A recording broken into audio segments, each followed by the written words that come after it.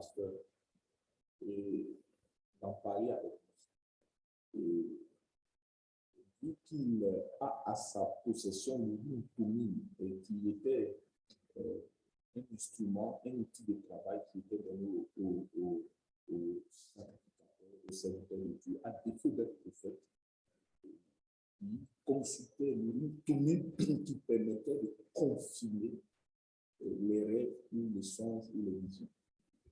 Et donc, le peuple de Dieu ne croit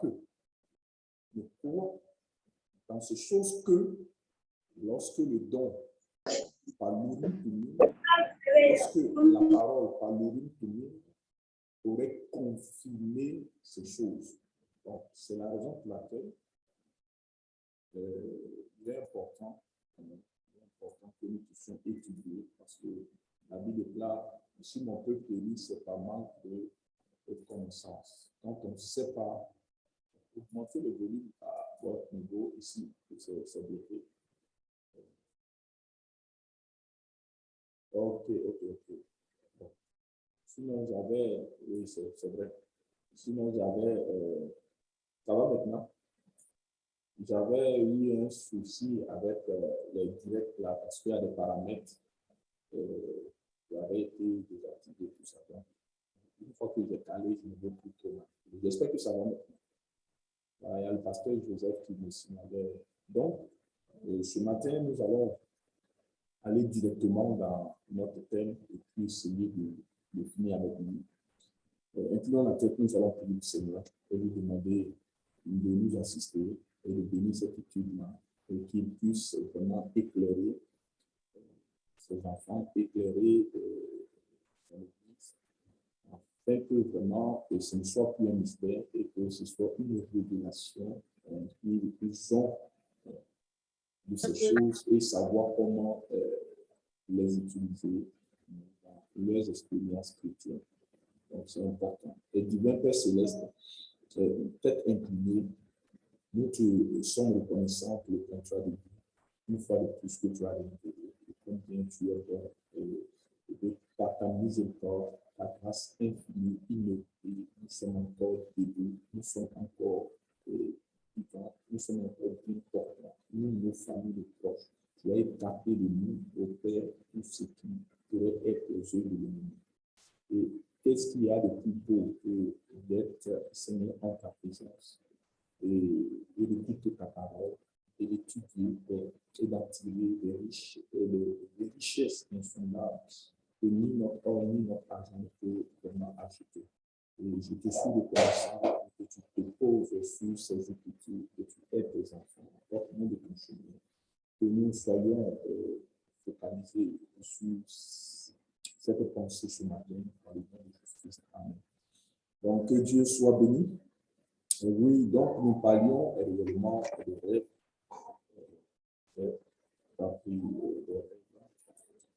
Si un de vous peut nous dire rapidement cette même écriture que nous avons pris, qui est Jean chapitre 3, le verset 1 et verset 6, et aller dans le livre de Joël, Joël 2, soit 25 par là, où il était question des rêves et des songes.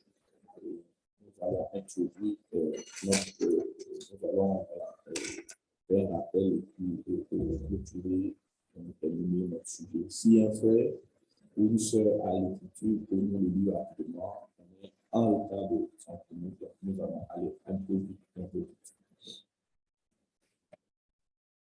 Si quelqu'un là,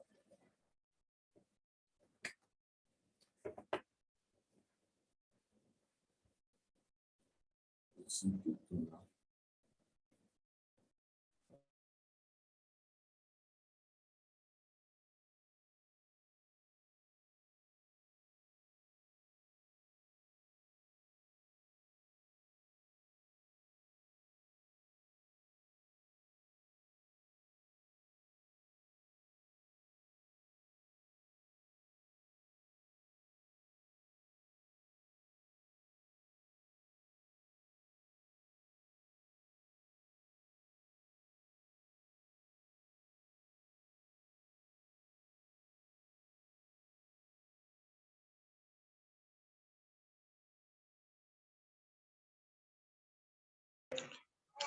Allô? Shalom, pasteur, s'il vous plaît, vous avez dit quel verset? Je n'ai pas bien. Je dis Jean chapitre 3, à partir du verset 1 au verset 6. D'accord.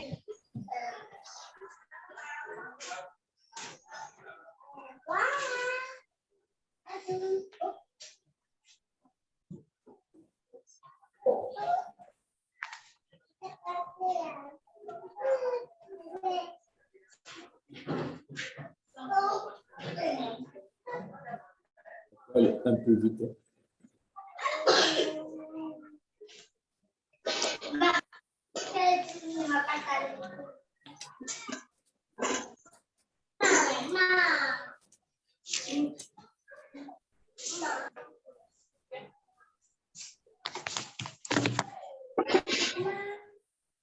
Quelqu'un peut préparer aussi, je vois comme je l'ai dit,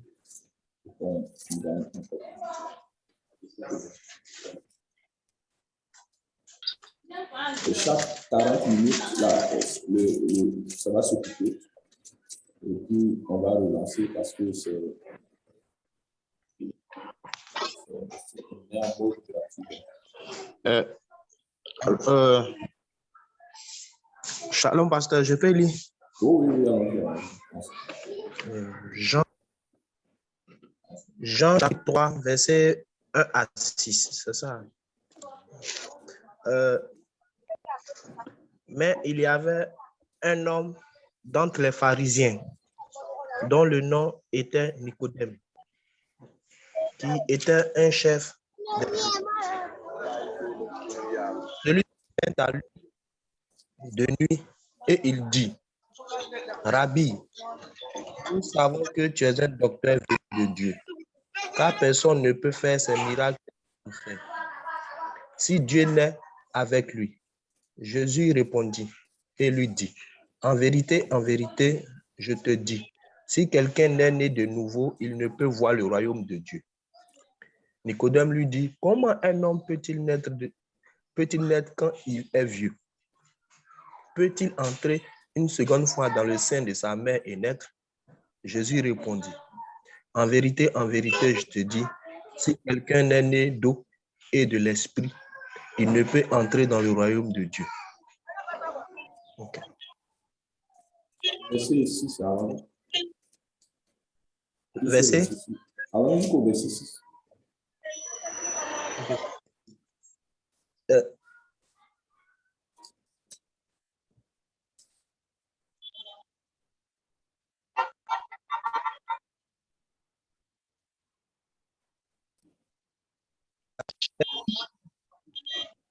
Et ce qui est né de l'esprit est esprit.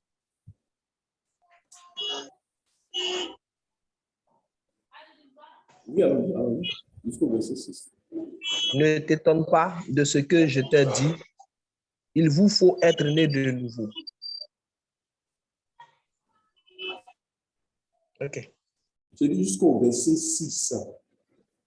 Verset 6. C'est le verset 6 même qui nous intéresse, jusqu'au verset 6. Le vent souffle. Je suis au verset 8. Le vent Oui, souffle où il veut. Ouais, jusqu'au verset 8. Le vent souffle où il veut. Le et vent, tu il entends, souffle où il veut et on entend, oui. Et tu entends le son, Et mais tu ne le sais bruit. pas d'où il vient. Tu ne sais pas Ni où. Oui. il est ainsi de tout homme qui est né de l'esprit. Nicodème répondit et lui dit: comment ces choses peuvent-elles se faire? Comment est-ce que ces choses peuvent être possibles? Oui. Jésus répondit et lui dit: Jésus prit la parole et lui dit: tu es un docteur. Tu es le docteur d'Israël et tu ne connais pas ces choses. En vérité, je te dis, nous disons ce que nous connaissons et nous rendons témoignage de ce que nous avons vu. Et vous ne recevez pas notre témoignage. Je peux t'arrêter là. Que Dieu vraiment bénisse cette portion-là. Et ce que nous devons comprendre, c'est que le Seigneur essaie de nous faire comprendre le mystère de la nouvelle naissance. Ce que la nouvelle naissance produit dans la personne. Et au point de nous dire que un enfant de Dieu qui est né de nouveau, il devient en fait un mystère que Dieu révèle. Il devient un phénomène. Un phénomène qu'on ne peut même pas expliquer scientifiquement. Et c'est pourquoi, en abordant ces choses, je vous invite à faire abstraction de toute imagination, de toute chose. On aura l'impression d'être dans une fiction. Ce n'est pas une fiction, c'est bien une réalité. Et je crois qu'aujourd'hui, la science, dans ses recherches, pratiquement a tout découvert. Hein. La science a découvert pratiquement toutes les lois, les lois de l'univers, les exploits, tous les mystères qui étaient cachés dans le système galaxie et même en ce qui concerne l'être humain et ainsi. Ils ont osé aller au-delà de la dimension humaine. Ils ont commencé à explorer certaines dimensions spirituelles, ainsi. Mais nous bénissons Dieu parce que il y a des dimensions qui ne sont pas accessibles. Okay? Les dimensions qui sont réservées aux fils de Dieu. Et ça, cela relève d'un ordre bien plus élevé. Et la Bible déclare, donc le seul moyen d'accéder à cette dimension, il faut impérativement que ce soit par le processus de la nouvelle naissance. C'est pourquoi la nouvelle naissance nous introduit dans les sphères surnaturelles de Dieu.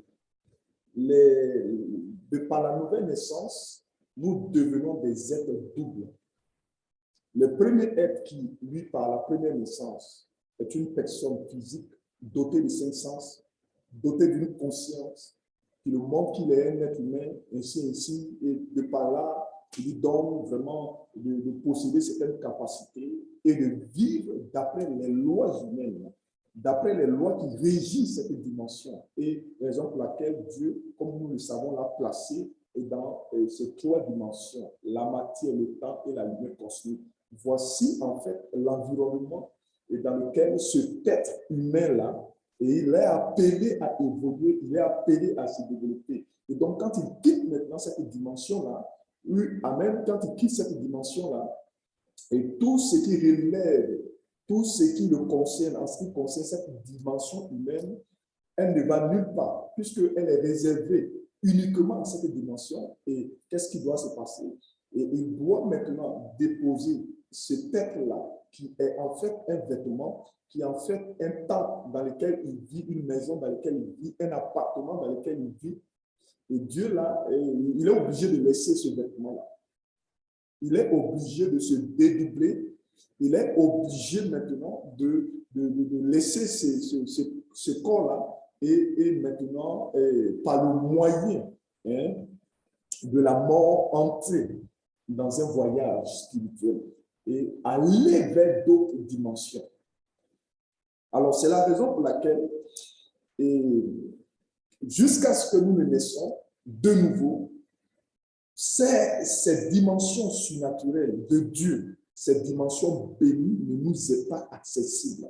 Et c'est pourquoi Frère dit que bien avant la rédemption, parce que vous savez, la rédemption représente beaucoup de choses. La rédemption est une grande bénédiction. Et c'est pourquoi elle pourrait dire cela résout. Amen, et cela résout le problème de notre rédemption. Et cela nous rachète en fait. C'est Dieu qui nous rachète. Dieu qui nous rétablit. Dieu qui nous rétablit dans nos droits. Dieu qui, comment je peux le dire, qui nous ramène en fait à notre condition initiale, notre condition originelle, la condition préalable dans laquelle nous étions avant d'être révélés comme être humain. Donc, avant le naturel, il y avait le spirituel. Donc, avant qu'il y ait ce temps d'Adam de Genèse 1, de Genèse 2, 7 à 8, il y avait cet Adam esprit, cet Adam être spirituel, être divin, cet Adam qui était comme un corps spirituel, un corps théophanique. Et cet Adam-là existait, Genèse 1, 26. Et c'est plus tard, pour lui permettre de pouvoir accéder à cette dimension qui lui était réservée comme un royaume. Donc, quand nous parlons du royaume dans lequel nous avons été établis comme des dieux, ce n'est pas non, les arbres, non, c'est une dimension. Pensez en termes de dimension. Tout est dimension. Et c'est pourquoi je pose ces bases. Tout est dimension.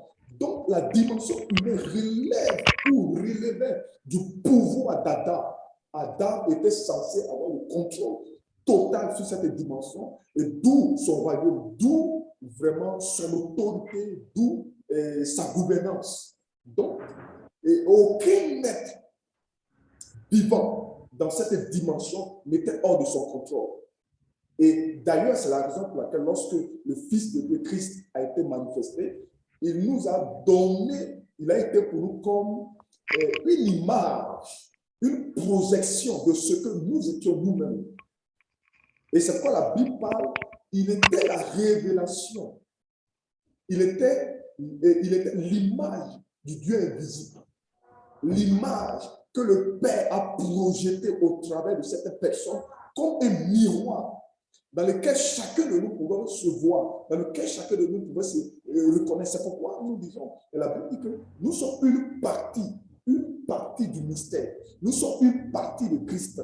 Parce que cette image qu'il a reflétée en sa qualité de fils de Dieu, c'est lui-même.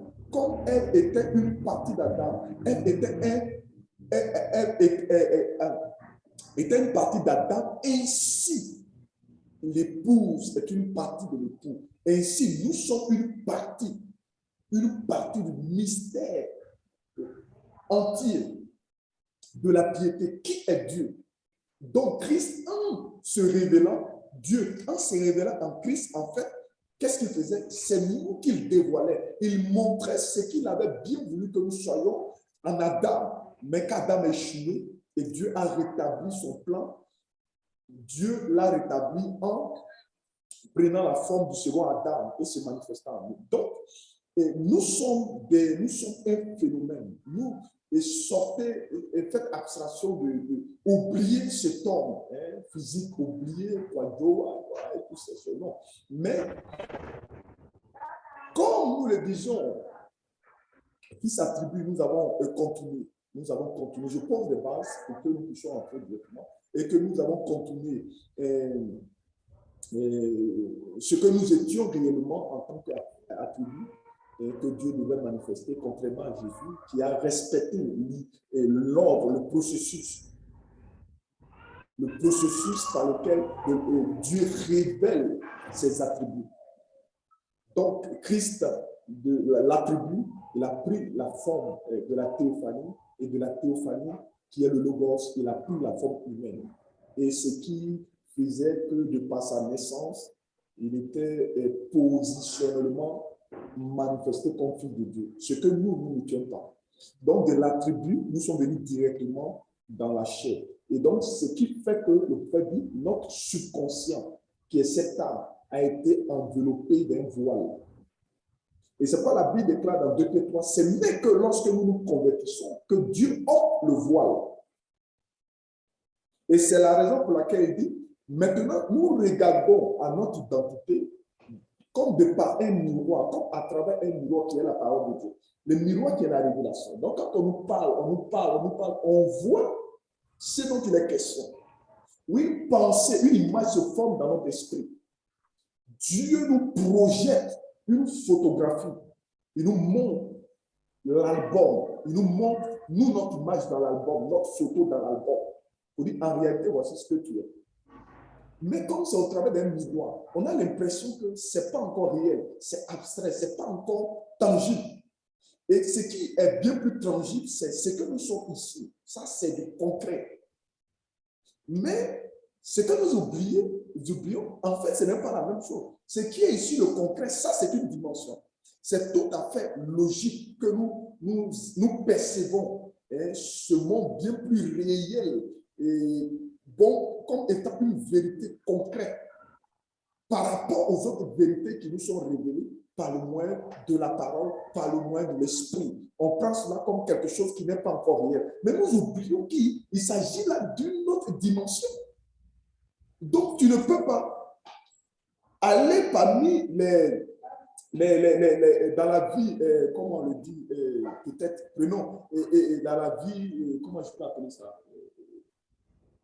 Bon, maritime, prenons, si je peux me permettre. C'est-à-dire que entrer dans le monde des eaux, comme aller, les poissons, tu arrives là-bas et puis tu veux concevoir les choses comme cela se passe sur la terre.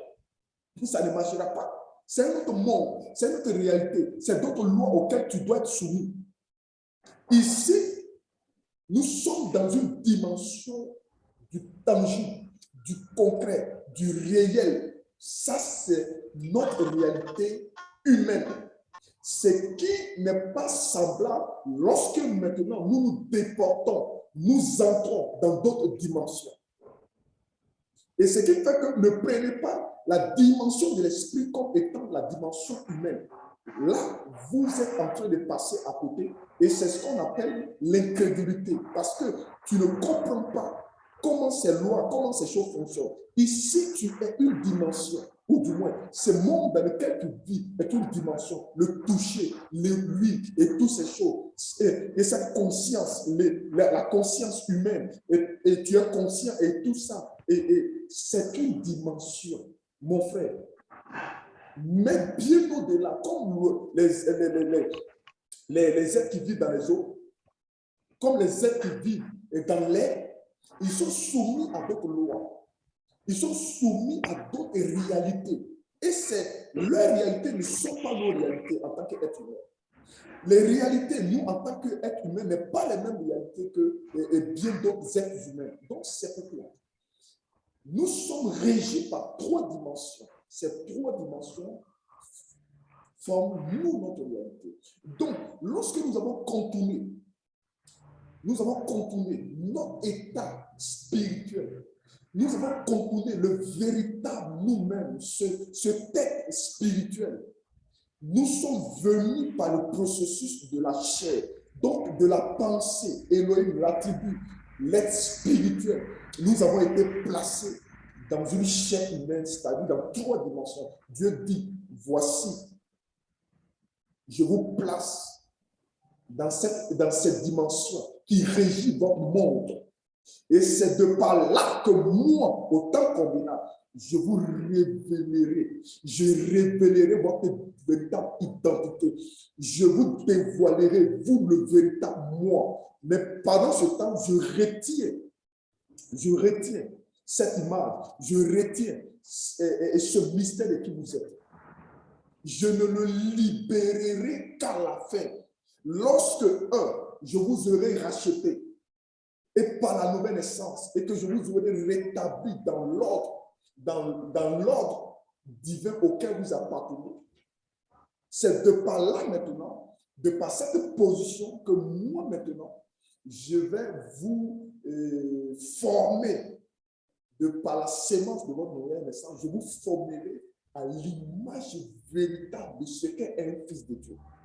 Et votre statut de fils de Dieu amateur, d'être, on me signale donc David nous écouté. Et donc, en ce moment-là, je vous préparerai pour que vous entriez dans votre manifestation, vous entrez dans votre révélation. Donc, c'est pourquoi le point de départ, c'est la nouvelle naissance.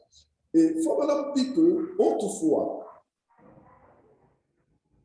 lorsque, avant la rédemption, dans l'ancienne alliance, les gens mouraient, les personnes n'avaient accès aux dimensions spirituelles. Tous ceux qui mouraient étaient soumis aux trois dimensions inférieures. Parce que de par le sang des boucs qui n'ôtaient pas en fait la nature pécheresse, qui ne pouvaient pas transférer ou faire transférer ces âmes qui sont ces noms spirituels-là, ne pouvaient pas les amener à passer à une autre dimension. Donc, de par la nouvelle naissance, l'être humain déchu de la grâce, privé de la gloire, de la présence de Dieu, ne pouvait pas voyager et accéder à cette dimension. C'est pourquoi, de façon temporaire, un endroit dans le séjour des morts où une cellule était aménagée où provisoirement Dieu laissait les âmes qui lui appartenaient aller reposer là, qu'on a appelé le paradis. Le paradis, autrefois, avant la rédemption, était une cellule qui était dans cette dimension. Donc, bon, mauvais, pécheurs, juste, lorsqu'ils mouraient, ils allaient là-bas, dans la même dimension, mais se trouvaient dans des compartiments différents. De telle sorte que les deux ne pouvaient même pas se voir. Cependant, ils allaient dans la même dimension, mais ils étaient dans deux compartiments différents. Mais cependant, ces âmes des justes comme les Abraham et tous ces saints-là étaient là-bas de façon provisoire en espérance à ce que le Fils de Dieu vienne pour la rédemption, pour l'expiation, et que de par l'expiation, ils aient maintenant accès aux portes des dimensions spirituelles. Donc, par la rédemption, par le calvaire, par l'expiation, quelque chose s'était passé dans Matthieu 25. Il y a eu un transfert d'âme du séjour des morts dans le compartiment du paradis et ils ont été par le sang transférés dans la présence de Dieu, c'est-à-dire ils ont accédé au premier ciel. Donc, il y a plusieurs autres compartiments. Nous avons notre compartiment là-bas de la cage. Et chaque don de Dieu, chaque ange envoyé sur la terre, a un peuple à laquelle il est attaché, un peuple. Nous ça passe. Qui a coupé, s'il y a quelqu'un qui utilise ce truc, qui n'a pas coupé. Amen. Ouais. Yeah. Okay. Donc, juste pour vous dire que il est important parce que si nous ne naissons pas de nouveau ou nous ne sommes pas nés de nouveau, c'est pourquoi ces choses appartiennent au Fils de Dieu. Et donc, parce que cette âme qui est à l'intérieur de toi, cette âme est ton subconscient. C'est la partie spirituelle de toi. C'est la partie surnaturelle de toi qui est connectée à Dieu, qui est connectée au royaume céleste. Et donc, Frère Branham dit, c'est au travers de ce texte que Dieu passe pour se projeter dans ta vie naturelle. C'est par le canal de ce texte que le surnaturel, le monde invisible, communique avec toi dans ce monde visible. Et c'est d'ailleurs la raison pour laquelle il dit que nous sommes des portes d'accès à ces dimensions. Et c'est pourquoi Dieu, maintenant, dans la constitution des fils de Dieu, comme dans la constitution de tout être humain, Dieu a doté l'être humain d'une conscience et d'un subconscient. L'être humain est doté de ces deux facultés. Et quand tu n'es pas un fils de Dieu, quand tu n'es pas converti, ton subconscient te connecte à la mauvaise dimension. Tu es connecté à cette dimension déchue, cette dimension, de ces basses dimensions. Tu es connecté à ces mondes des ténèbres. Et c'est la raison pour laquelle, autrefois, au temps de Samuel, en ce moment, les âmes, les esprits n'étaient pas encore séparés, ils allaient tous, parce qu'il n'y avait pas encore l'expiation. Donc, les dimensions célestes étaient encore fermées. Cela n'était pas accessible à l'âme des êtres humains, à l'esprit des êtres humains. Ce n'était pas possible. Seuls les anges de Dieu et Elohim lui-même vivaient dans ces dimensions. Et comme je vous le dis, les 7 dimensions que nous n'allons pas relater ici, mais on en parlera. Et ces dimensions-là, dans chacune des dimensions, les dimensions sont occupées, hein, je vous le dis. dans toutes ces dimensions, il y a des êtres qui vivent, mais qui ne sont pas soumis aux mêmes lois. C'est pourquoi le fait que nous appartenons à l'ordre céleste, nous appartenons à des dimensions évoluées, des dimensions bien plus supérieures. C'est pourquoi, en intelligence, en technologie, on ne peut pas surpasser un fils de Dieu. En inspiration, on ne peut pas surpasser un fils de Dieu. Et c'est pourquoi toutes les lois, toutes les sciences, toutes les technologies qui existent, qui relèvent de cette dimension humaine, inspirée de ce monde invisible, ne peuvent en aucun cas pouvoir contrôler, impacter, influencer un fils de Dieu. Parce que nous sommes constitués de par notre nouvelle essence. On est un phénomène. On est incontrôlable. Il n'y a que l'esprit de notre Père qui nous contrôle. C'est pourquoi les sorciers, les magiciens, les féticheurs, tout ça, ils peuvent essayer, mais ils ne peuvent pas nous contrôler. Parce que nous sommes d'un ordre bien plus supérieur. C'est pourquoi lorsque Jésus est venu sur la terre, tout le monde était « Ah non, fils de Dieu ». Pourquoi les démons étaient soumis? Ce n'est pas parce qu'il était gentil, pas parce qu'il était beau, ou bien il savait parler. C'est à cause de qui il était. Le qui il était à cause de d'où il venait. À cause de son statut, à cause de sa position. Donc, quand il s'exprime, il dit, je viens du Père. Et quand je finis le travail, je retourne au Père. Donc, tout est une question de position. Et c'est la raison pour laquelle cette révélation nous a été donnée de la parole de notre saison pour nous dévoiler notre position et nous placer positionnellement. Et quand nous pouvons reconnaître notre position, c'est terrible. C'est trop terrible. Nous allons faire des choses incroyables. Notre foi sera sans limite. Donc, si vous n'êtes pas converti, cet art, ce subconscient est interconnecté à d'autres mondes qui sont des mondes diaboliques, des mondes influencés par des êtres méchants, des êtres démoniaques, des êtres qu'on ne peut qualifier, qui ne sont rien d'autre que c'est le corps spirituel de ces êtres angéliques déchus. C'est eux qui occupent les trois dimensions. Vous n'avez pas dit l'enfer par Lucifer lui-même, le séjour de la région des démons par ses anges déçus, et puis, malheureusement, le séjour des morts par les âmes qui auront pu être des fils de Dieu, mais qui se sont laissés séduire et qui se retrouvent là-bas, attendant leur destruction, qui est leur jugement. Donc, ça va se couper cette fois du reste. Donc, ce qui veut dire que toutes les dimensions. Donc, par la nouvelle naissance, nous sommes connectés aux trois autres dimensions qui nous influencent. C'est de là-bas provient notre influence. Et c'est de par notre subconscient que nous entrons en contact avec ces mondes supérieurs. Et parce que nous sommes nés, parce que notre nouvelle naissance a fait de nous citoyens de ces royaumes invisibles. Et donc, par le Saint-Esprit, nous avons droit à pénétrer ces mondes invisibles